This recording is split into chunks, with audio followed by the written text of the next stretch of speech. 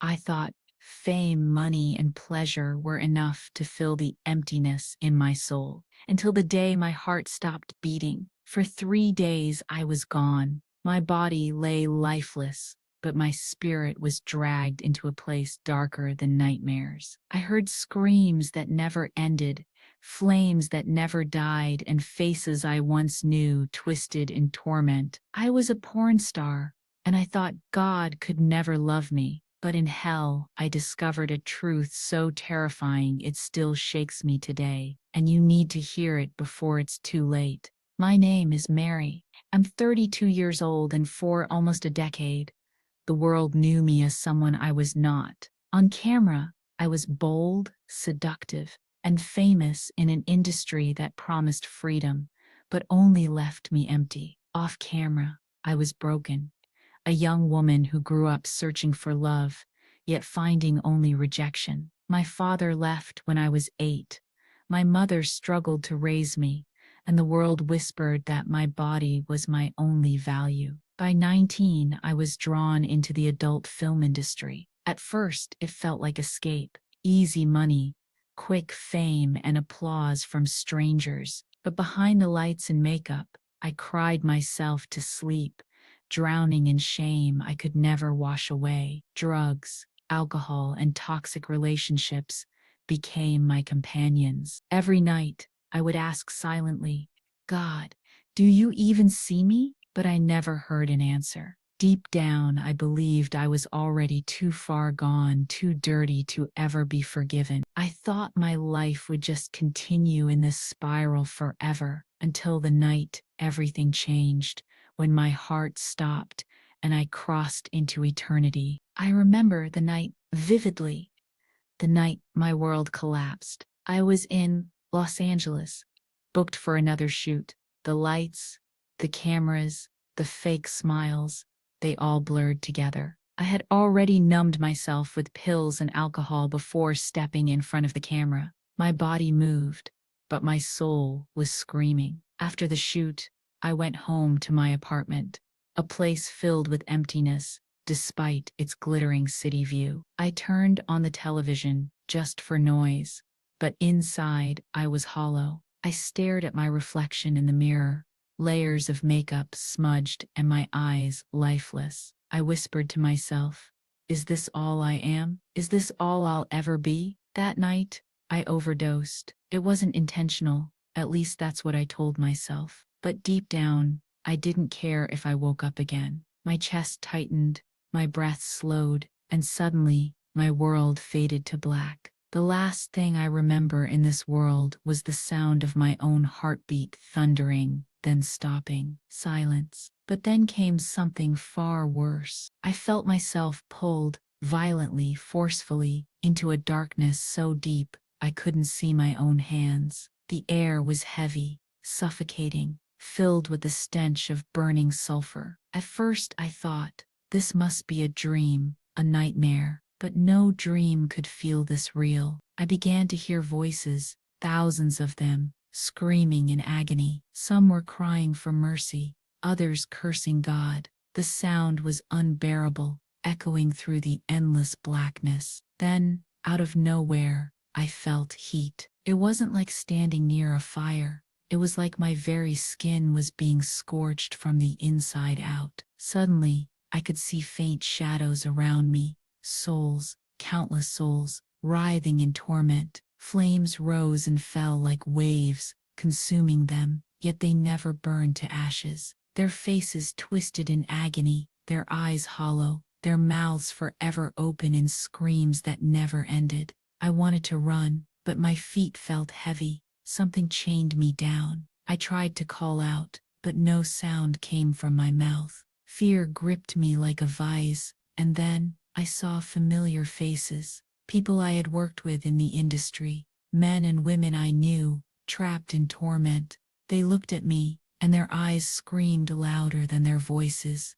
Don't come here. But it was too late. I was already there. Demons, dark, grotesque creatures, lurked among the flames, their bodies twisted, their forms indescribable, half human, half beast. They mocked the suffering, laughing at every scream. One came close to me, its eyes burned like coals, and its voice was like nails scratching glass. It whispered, "You thought your body was yours? No, it was ours all along." It reached for me, its claw-like hand searing my skin. Hez screamed, but instead of escaping, I felt chains tighten around my arms and legs. Every sin, every compromise, every lie I ever believed suddenly flashed before my eyes. I was no longer Mary the porn star. I was Mary, the sinner, standing naked before eternal judgment, and in that moment, I realized something horrifying. All the pleasures I thought were freedom had been traps. Every film, every dollar, every fan had been bait dragging me deeper into this pit, and now the bill was due. The heat grew unbearable. Flames surrounded me. I felt pain in ways I didn't think the human soul could feel, and yet the worst part wasn't the fire, or the demons, or even the screams. The worst part was the absence of God. There was no love, no hope, no light, just eternal separation. For the first time, I understood the true meaning of emptiness. On earth, I had felt lonely and broken, but here, it was magnified 1,000 times. Here, there was no chance of comfort, no one to hear my cries, no hand to lift me up. I remembered every time someone had told me about Jesus, and I laughed it off. Every time I thought, God doesn't want someone like me. But now, I would have given everything to go back and listen. I fell to the ground, my knees hitting burning rock, my hands chained. I cried out, not to the demons, not to the souls, but to the God I had ignored all my life. Please, please, give me another chance. But the only answer was the mocking laughter of darkness. Time didn't exist there. Minutes felt like hours, hours like years. I had no sense of how long I was there. All I knew was torment, regret, and despair. Then something happened. Amid the screams, I heard another sound, faint, distant, but unmistakable. A voice. It wasn't like the others. It was firm yet filled with authority. It said just one word. Enough. The flames around me stopped. The demons shrieked and withdrew, like shadows fleeing the sun. The chains fell from my arms and legs, and for the first time in that endless nightmare, I saw light. A figure appeared, shining brighter than the fire, brighter than the darkness. My eyes burned to look at him, but my soul recognized him instantly. It was Jesus. Terror and hope collided inside me. I fell to the ground sobbing, unable to speak. He looked at me, not with hatred, not with disgust, but with a love I had never known. A love that pierced through every sin, every scar, every shame. He spoke again softly, "Mary, I did not create you for this place." Tears poured down my face. "But Lord, I don't deserve you. Look at what I've done. Look at who I am." And he answered, "I saw you when you cried yourself to sleep. I saw you when you thought you were worthless. I was there when you called out, even in silence. My blood was shed for you, but you must choose life or death, light or darkness." At that moment, the flames roared again, and I felt hell pulling me back. The chains rattled, the demons screamed, but his hand reached out toward me, glowing with wounds that spoke of sacrifice. I had one choice, and with everything inside me, I reached for him. My trembling hands stretched out through the thick air of hell, desperate to touch him. For a moment, I feared I wouldn't make it, that the chains would drag me back, that the demons would tear me apart. But the moment my fingers brushed his, everything shifted. It was like being ripped from the grip of death itself. The darkness screamed in protest. The ground shook, and I heard voices cry, "She doesn't belong to you. She's ours." But Jesus' hand held me firmly. His grip wasn't just strong, it was unbreakable. The light radiating from him consumed the flames around me, and the demons scattered like insects before a fire. In an instant, I was lifted out of the pit. It wasn't like flying. It was more like being carried in a warmth that wrapped around every broken part of me. The suffocating stench of sulfur faded. The screams grew distant. And for the first time in what felt like eternity, I could breathe. Suddenly, everything went quiet. I found myself standing on what looked like solid ground, yet it shimmered like crystal. I looked down at my arms and realized something shocking. The scars, the bruises, the shame that weighed on me, they were gone. I was clothed, not in anything man-made, but in a robe white as snow. Tears filled my eyes. I whispered, "Why me? Why would you save someone like me?" Jesus turned toward me. His face glowed brighter than the sun, yet I could see the scars in his hands and feet. His eyes, they weren't eyes of anger or disappointment. They were eyes of love, deeper than oceans, stronger than death. He spoke, and his voice wasn't loud, yet it thundered inside me. "Because I love you, because you were never too far gone for me. I died for you, even when you didn't know me. My blood is enough." I collapsed at his feet, overwhelmed. All the lies I had believed, that I was worthless, unlovable, unforgivable, crumbled in an instant. Then, he did something I'll never forget. He reached out and touched my forehead. Suddenly, visions flashed before my eyes. I saw my childhood, a little girl longing for her father's embrace. I saw myself as a teenager, broken by rejection. I saw the moment I signed that first contract, believing it would give me freedom. I saw the countless nights of drugs, shame, and tears. And then, he showed me something more. Every time I cried alone in my room, every time I thought no one saw me, he had been there. Every silent scream, every hidden tear, he was there, watching, grieving, waiting. I sobbed uncontrollably. "Lord, I wasted so many years." But he shook his head gently. "Nothing is wasted when you give it to me. Your scars will become testimonies. Your shame will become a story of my grace. But you must choose me fully, not halfway, not for a season, fully." I nodded, weeping. "Yes, Lord, I choose you." At that moment, I heard singing, soft at first, like a distant choir, then louder, filling the air around me. Angels. Their voices were unlike anything I'd ever heard, pure, radiant, filled with joy. And then I realized they were rejoicing for me. But the vision didn't end there. Jesus took my hand again, and suddenly, we were moving faster than thought, faster than light. In an instant, he showed me something that shook me even more than hell. I saw people, millions of them, walking through life as if blind. Some were rich, successful, smiling on the outside, but empty within. Others were broken, addicted, hurting like I had been. They laughed, they scrolled their phones, they chased after pleasure and money, and all around them, unseen chains bound their souls. Jesus' voice echoed, "This is why I weep. So many are on the same path you walked, and they do not know where it ends. They think it is life, but it is death. Mary, you must tell them." My heart pounded. But Lord, who would listen to me? I'm just a porn star. My name is dirty. People know my shame. He looked at me with such intensity, I felt undone. "That is why you must tell it, because they will know it was not you who saved yourself. They will see what my grace can do. Your story will snatch others from the fire." I trembled. I realized this wasn't just about me being rescued. This was a calling, a mission. Then I saw something terrifying.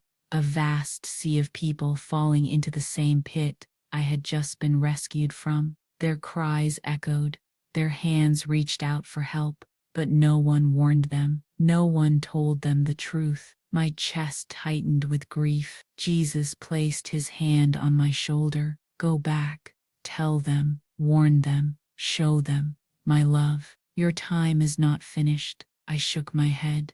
"But Lord, I don't want to go back. I want to stay here with you." He smiled gently.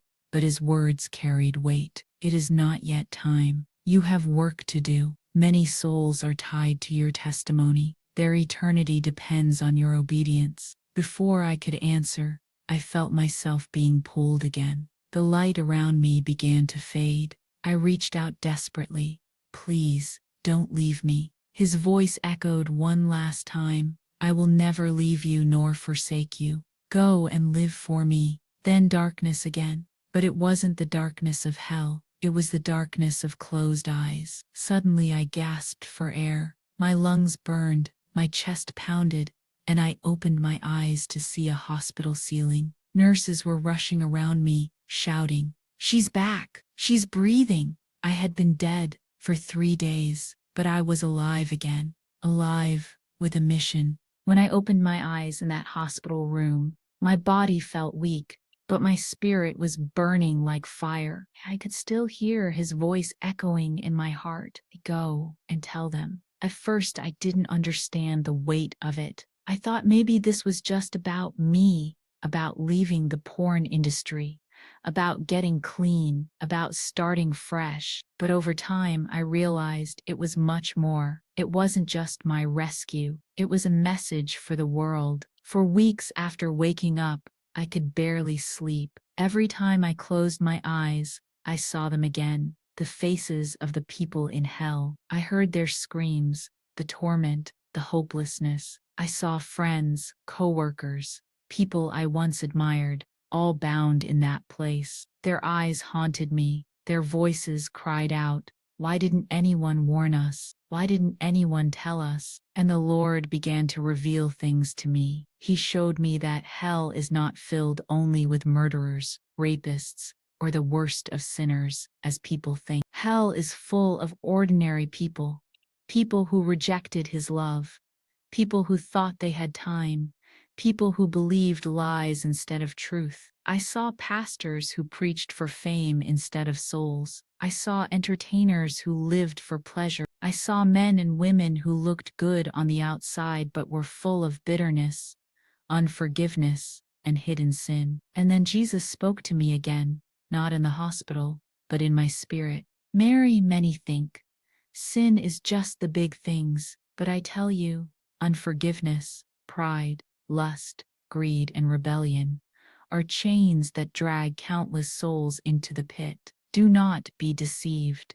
The wages of sin is death." My heart trembled, because I realized I had lived in chains for years, believing lies that my sin was not that bad. I thought God would just look the other way, but in hell, I learned that nothing is hidden. Every choice matters. Every sin has a weight. Then he showed me something that broke me even more. I saw the devil laughing, not just because of the people in hell, but because of the people still alive, blinded and distracted. He whispered lies into their ears. "There's still time. Live how you want. God doesn't care about you. You'll never change." And they believed him. I saw countless young people, just like I was, chasing money, fame, and love in all the wrong places. They thought they were free, but invisible chains wrapped around them. Every click on a website, every compromise, every rejection of God's truth pulled them closer to destruction. And then Jesus said something that pierced my soul. "The industry you gave yourself to is not just about entertainment. It is a weapon of hell. It destroys innocence. It corrupts hearts. It enslaves minds. Millions are bound by it, and the spirits behind it drag both the performers and the viewers into darkness. Mary, you must expose it." I wept, because I knew he was right. I had lived in that world. I had seen its brokenness. Behind the cameras, most of us were drugged, abused, and empty. We weren't living the dream. We were living in chains, dragging others into bondage with us. Jesus then showed me the cross, not just the wooden beams, but himself hanging there, blood pouring, love unmeasurable. And he whispered, "This is why I came, not to condemn, but to save." Every soul matters to me, every tear, every wound, every sinner. My blood is enough. I realized then, hell is real, but so is mercy. Darkness is real, but so is light. And the line between them is a choice. One night, still recovering, I asked him,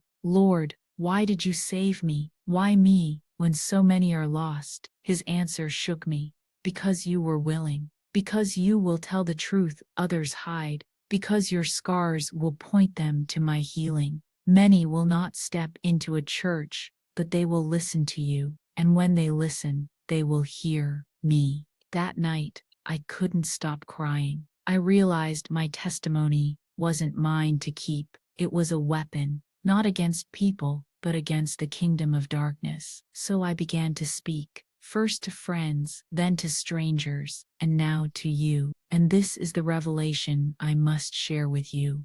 Hell is not a story, it is not a metaphor, it is real, and it is eternal. Once you enter, there is no exit, no second chance, no appeals. The demons don't torment you because they have power. They torment you because you chose a life without God, and in eternity you receive what you chose. But just as hell is real, so is heaven. Just as judgment is certain, so is mercy. Jesus Christ is the only way, not one of many, the only way, and his arms are still open today. The same arms that pulled me from the pit. If you are listening to me, I need you to hear this. It doesn't matter how far you've gone. It doesn't matter what you've done. I was a porn star, lost in sin, bound in shame, but he still came for me. He still forgave me. He still gave me life, and he will do the same for you. But you must choose. Don't wait.